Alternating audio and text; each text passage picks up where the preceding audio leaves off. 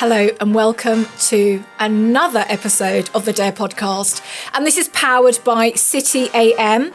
I am the founder, the host and the producer, Miranda Braun, and we have a very special guest today.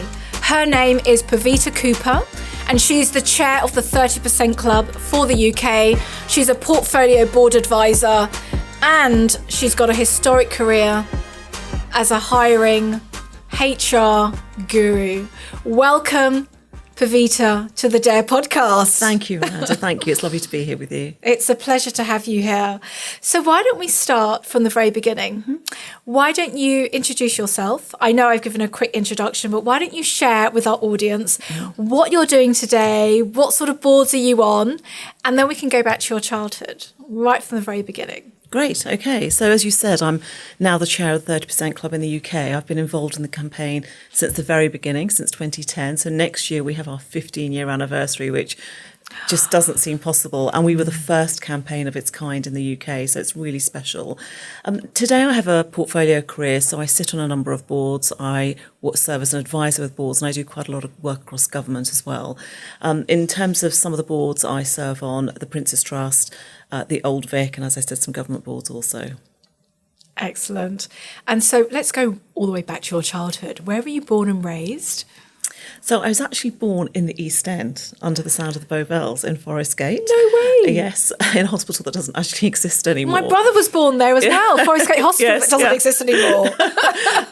But my parents didn't spend very long in the East End. They came here they immigrated here in the late 60s. From where? So they were also children of immigrants. So on my dad's side, my grandparents had immigrated from Punjab in India to Burma, and my mum's family had immigrated from Punjab to Kenya, to Nairobi in Kenya.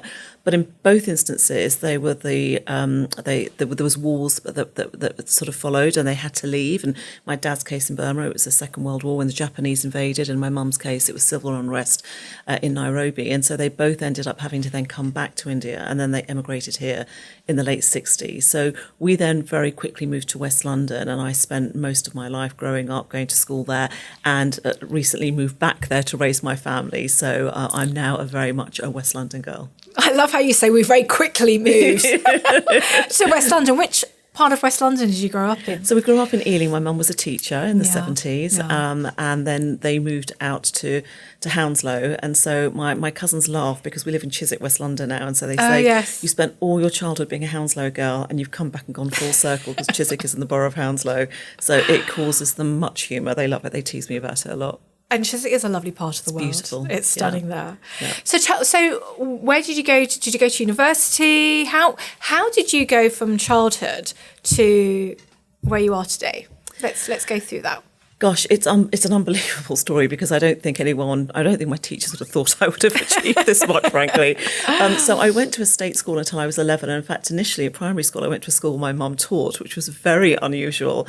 She started her teacher training in a small, tiny school in West Ealing called Compton, which doesn't exist anymore. And then I went to middle school there. And my parents were really keen for us to get the very best education. So we sat exams for a local private school. My sister and I both got in. It was a real challenge because financially things were really tough for them. And so it put a huge strain on their ability to sort of do anything else. So we didn't have a car until I was 8 or 9. We just didn't have much of what other people around me had. But they valued education. My mum as a teacher particularly over absolutely everything. And it was really important to them.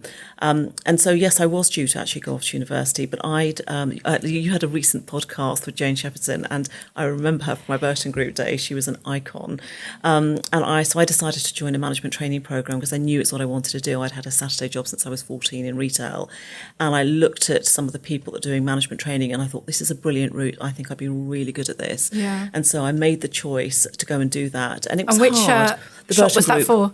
So my Saturday job was initially... Oh, it was Burton, yes. So initially my Saturday job was with CNA, which was a Dutch private CNA. Company. Oh, and I had the most horrendous blue uniform, but they paid more than anybody else on the high street. Wow. And I worked out really early on that was going to be more lucrative. And I had this sense from a very young age that I wanted financial independence. I never wanted to worry about money in a way that my parents had to, and it was a real driver for me.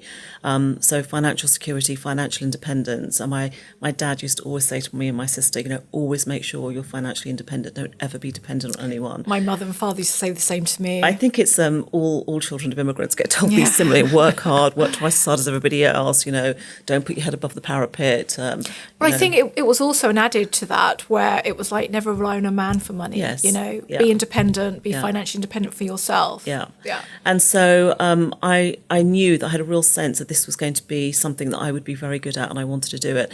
And initially they were very resistant because, as I said, they'd valued education so greatly.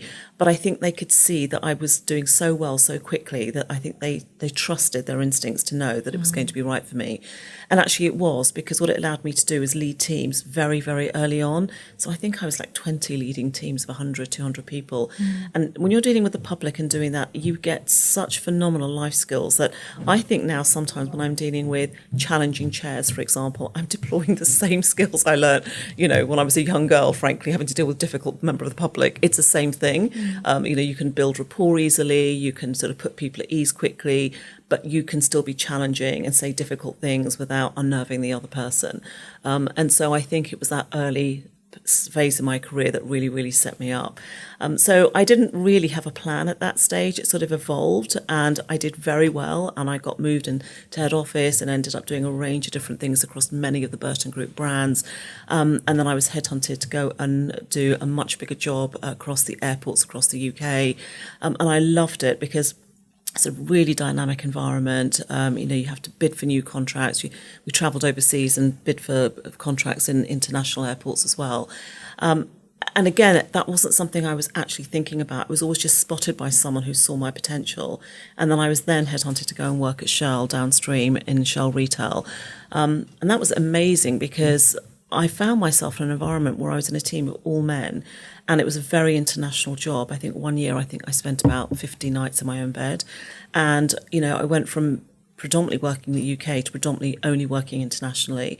And you have to adapt very quickly to learn to work in new markets with international teams in different cultures. And as a young woman travelling by myself all around the world, you grow up pretty fast. And again, it teaches you to be resilient, teaches you how to work with different people. And I absolutely loved it and really thrived in that environment. And often when I look back, I would say probably that was the time I was happiest in my career, because I made friends all around the world, many of whom I'm still in touch with. And it's great to see them go on and do really fantastic things. But I was then approached about this amazing job at Barclays, and I just couldn't turn it down. It was the global head of talent, and although I didn't have a background in talent, I think what they saw in me as someone who could really drive change. I was very creative, because I didn't actually work in HR and Shell. I worked in retail marketing, and someone who's going to bring a creative, alternate perspective to sort of really challenge how they thought about their various talent propositions and offers. And I ran a CEO succession process when I was there as well. And all the people on the executive team that I work with them, I still see them all now. They're all chairs of the FTSE 100. And so I think there's this pattern where I've established really great relationships and stayed connected to every team that I've ever worked with and all the leaders I've worked with. And I think that has been enduring. And I assume everyone does it, but I realise that probably that is something that's slightly distinctive and sets me apart from other people, that those relationships are real. I don't just pick up the phone after 10 years and expect someone to speak to me. I've maintained those relationships throughout.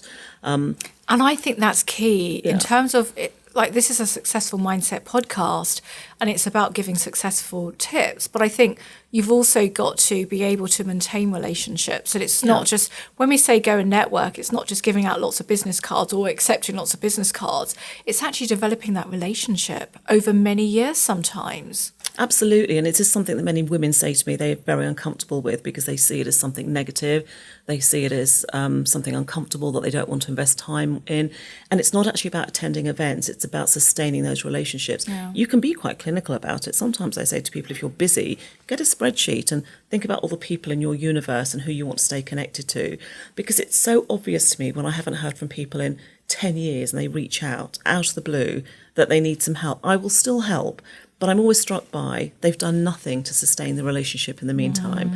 And I think they don't realise the impact that has on the person on the receiving end of that. And it never feels great, frankly. No, it doesn't. You know, whereas the people who I think always make an effort to stay connected and to support each other and to sort of help other people along the way, it's really important. I think support is the key thing. It's got to be a two-way process. Sure. It can't just be someone who ghosts you or they disappear and then every time you hear from them, it's always, can you help me with this? Can you help me with that? But that does happen a lot. I'm sure you get that as well. It does. But after a period of time, you can't help everyone that messages you. You know, you can't meet everyone for coffee. No. Otherwise, you wouldn't have time to do your job. No, and you just run out of capacity. And of course, the bigger your network gets. So I'm really focused. I tend to focus on people that I think are the most disadvantaged and need the most help. I do that in my mentoring as well. Yeah. Because every time I stand up and speak at an event, I'll get 100 LinkedIn requests from people saying, can you mentor me? And I'd love to, but I can't. And so I really focus on those people I think for whom I can make the most difference. Yeah. And that's why I launched the Miranda Braun Diversity Leadership Foundation. That's great. Because like you, I would get lots of email invites.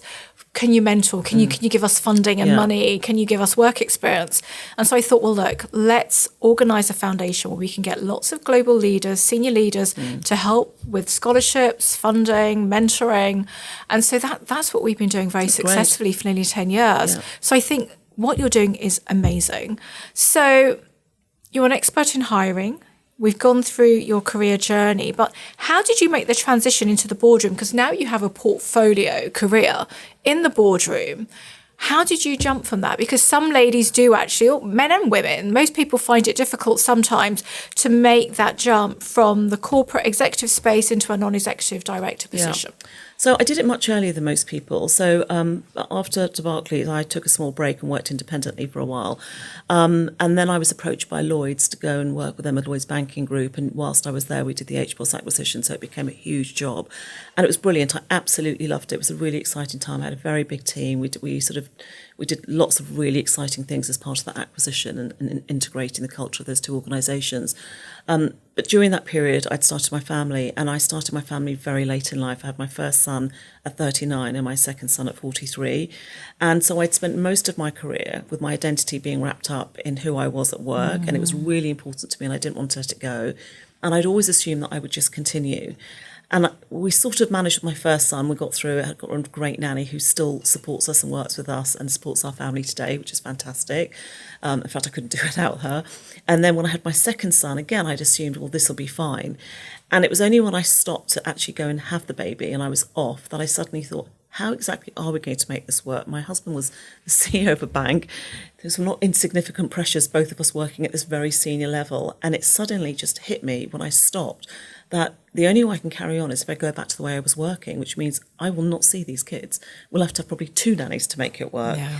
And I had this realisation that having waited so long to have a family, that isn't what I wanted. And I went through we were away at Christmas, and I remember that my youngest son was a tiny baby. I think it was about 8, maybe 12 weeks old, and I had this terrible feeling of foreboding that something's going to have to change. And I never thought I was ever going to be faced with that situation. And so I came back, and initially I thought, well, there's got to be another way. You know, I can probably go back and work in a slightly adjusted way. And what very quickly became apparent is it was very difficult to work at the level I was and work in any way that felt like it was going to be slightly, not necessarily reduced, but an adjustment to how it might be for me, how it might work for me.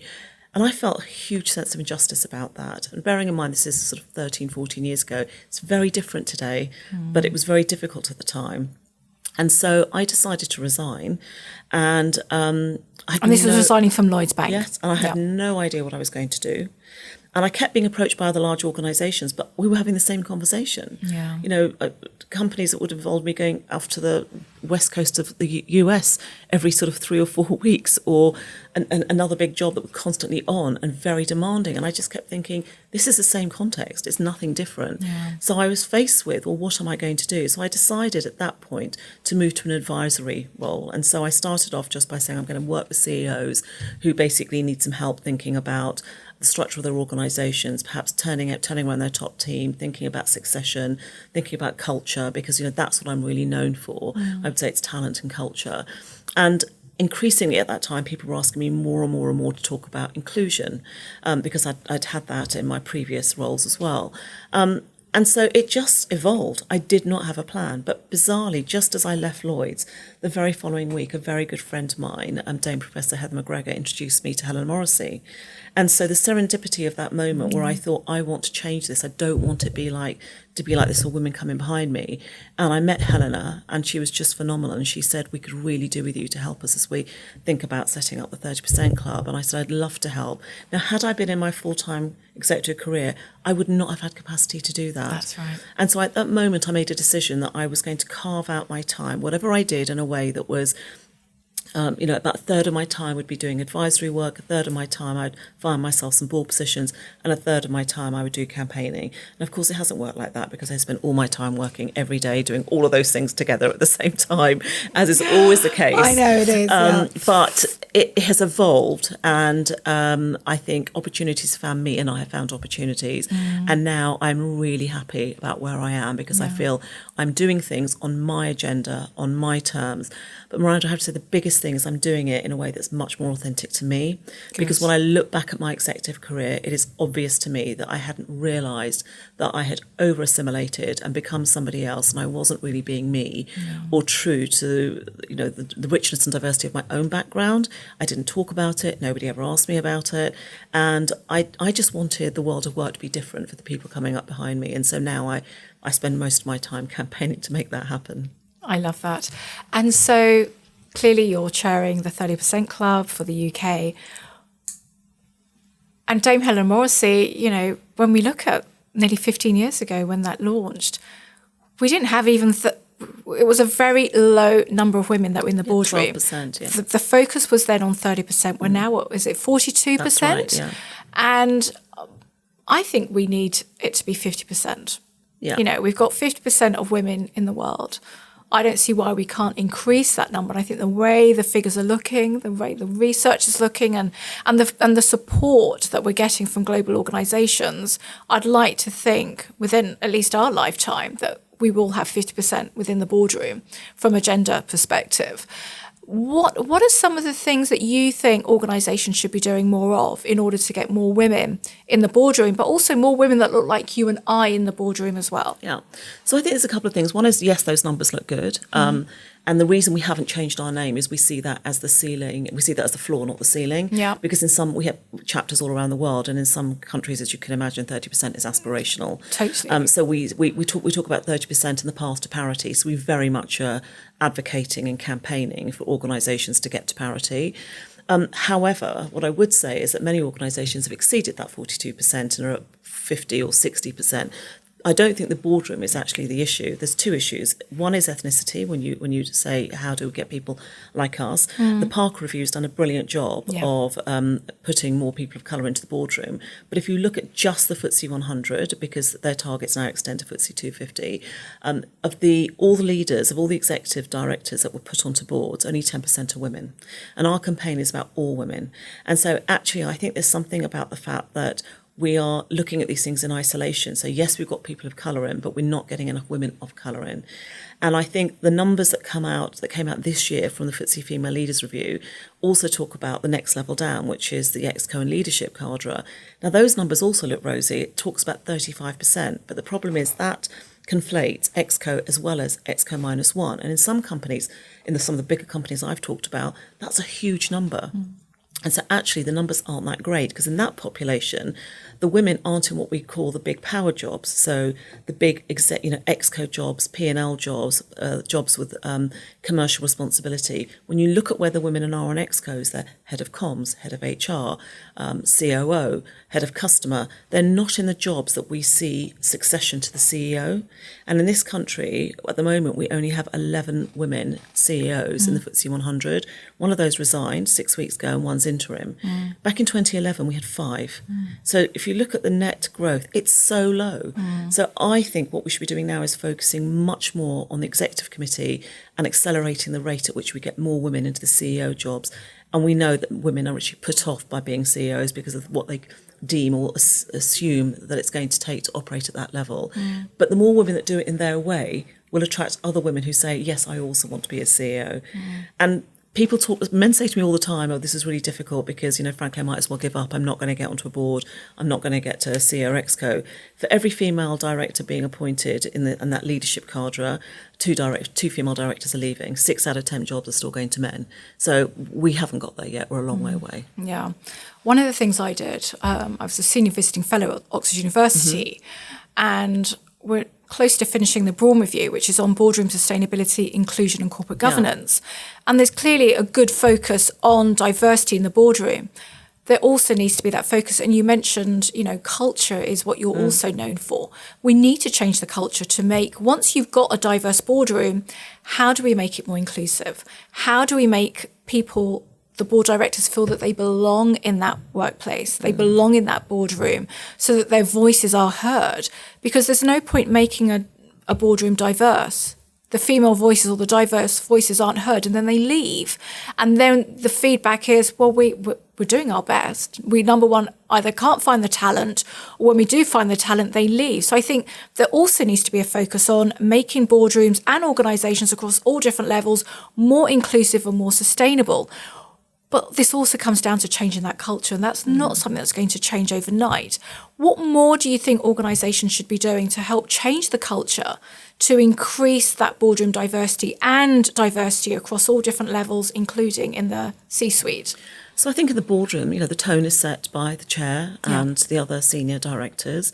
And often it's not about sort of not feeling like you're not welcome. It's some of the very subtle signs or the ways in which you're included or excluded in things that happen, the way things are communicated, the way decisions are made outside of the boardroom, if you're involved in that or not.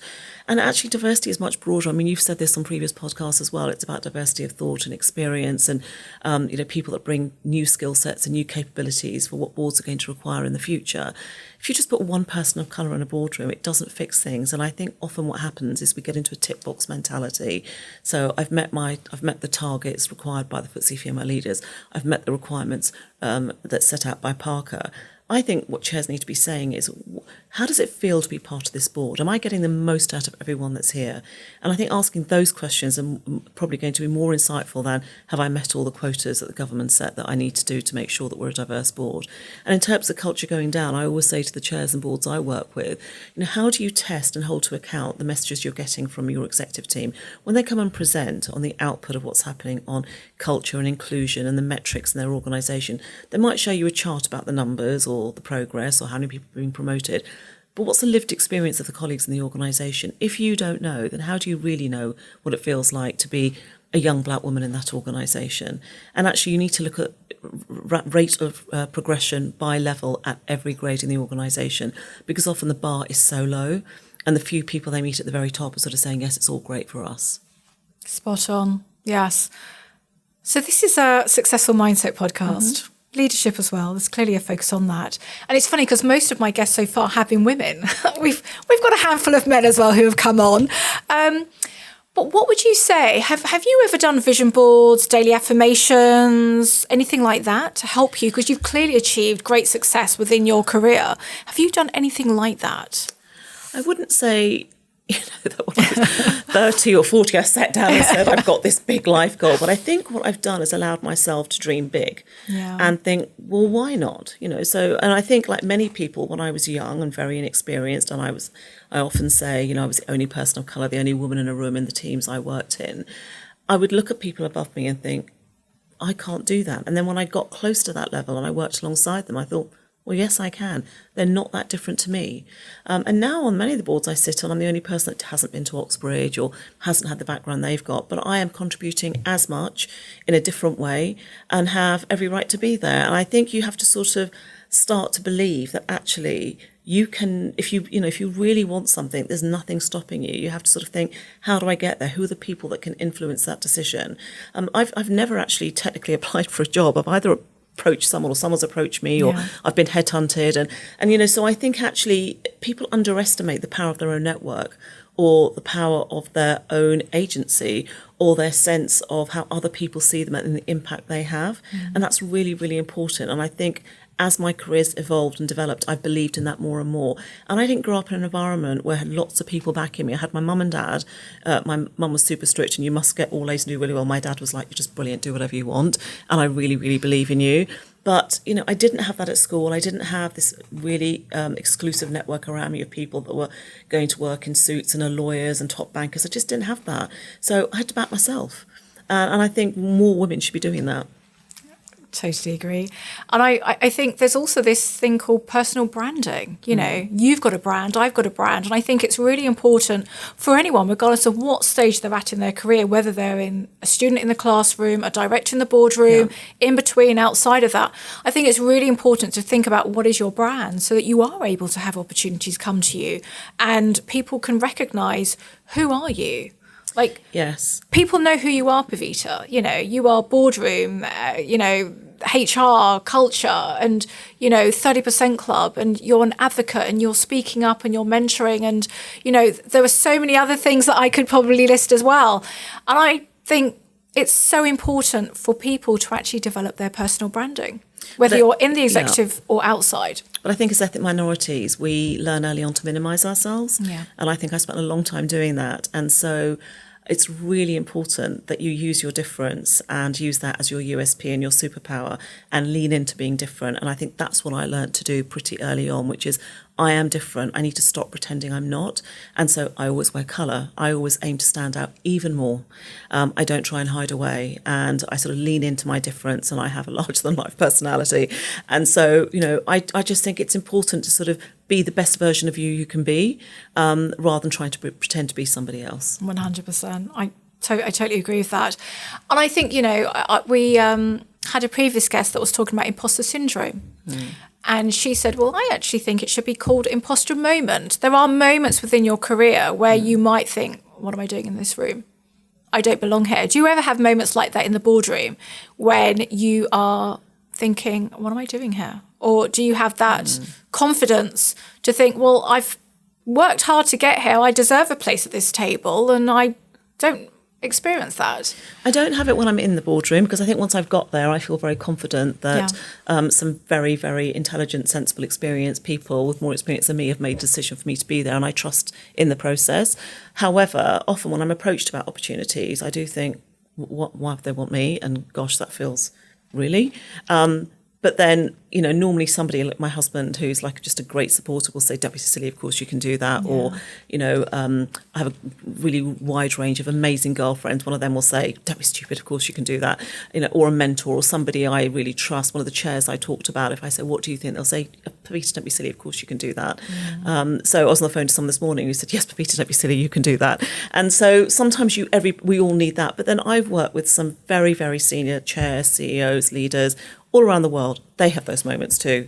And so I suppose I've been lucky enough to be on the inside of other people's insecurities and their own doubts and their own sort of sense of, is this the right time for me? Should I be doing this? What should I do now? I'm often the advisor, the person who's giving advice that they're confiding in. And so I know that everybody has that, and it sort of normalises it for me. And I think it's so important to have your own personal board of advisors. You clearly have that, whether it's friends, people within the professional community, whether it's a chairman. So that's really good. What's the best and worst advice that you've been given?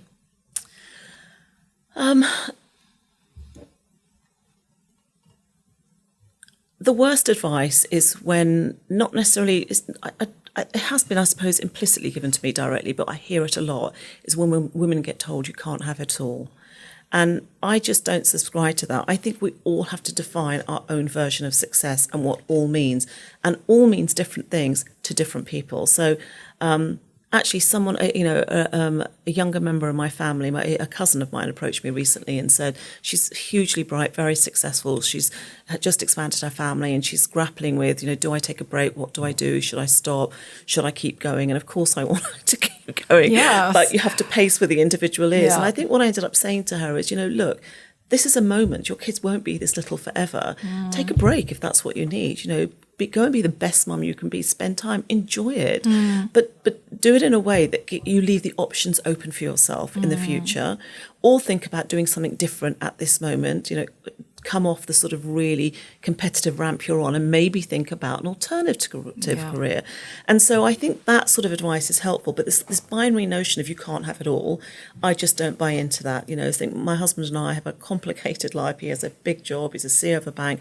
Which I'm dying to know. What bank does he work for? He's currently at the Aldermore Bank. Okay. Yes. But he spent a very long career at Barclays where, very demanding job. He lived on a plane. And so he just wasn't around very much, Yes. But I don't think that means that I can't do what I need to do and I can't be where I am. But I think we also recognise that I needed to be around to be the glue in the life of our young family. And we've got older children as well. So, they need support too. So you have to work out what's right for you. And, some people don't have kids, but there's other demands on their time. Yeah. So I think that's unhelpful advice. The best advice is something I heard when I was very, very young, and it's never left me. And it's a very famous John Lennon quote, which is, everything will be okay in the end. And if it's not okay, it's not the end. And I say that when I go into schools. I say that when a young mentee rings me, crying because they think the career's coming to an end. There's been some crisis. And I say, just let me tell you, this ain't it. It's going to get much worse than this. Or someone's having a hard time at work and, their teachers just called to their kid sick. And one woman rang me crying from a cupboard during COVID. And I just said, it's not the end. It's okay, And I think sometimes we blow things at various points in our career. We blow it out of proportion. We lose perspective, and we all need someone who can just pick up the pieces and say, let's go for a cup of coffee, a glass of wine, whatever. It's going to be okay. Yeah. There's always a solution. And I've had some brilliant girlfriends who've done that for me when I've had those crisis points. And without them, I wouldn't be here today. Yeah. What do you dare our audience to do?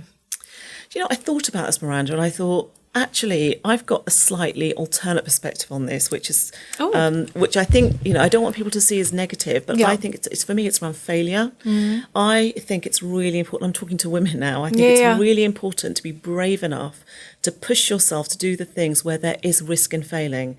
And the reason is, I think we don't talk enough about how it's essential to learn to fail in order to succeed. We have all had lots of failures. I have countless failures, things, mistakes, the wrong decisions, bad relationships, wrong business decisions, things where I've maybe not trusted my instinct, but how would you learn and grow if you haven't done that? That's right. So I think it's really, really important. And women particularly, often when I'm talking to them about where they are and what they're doing and what they're thinking, they're often quite risk averse because everything's just about working and they're holding it all together. I think I can't push myself anymore.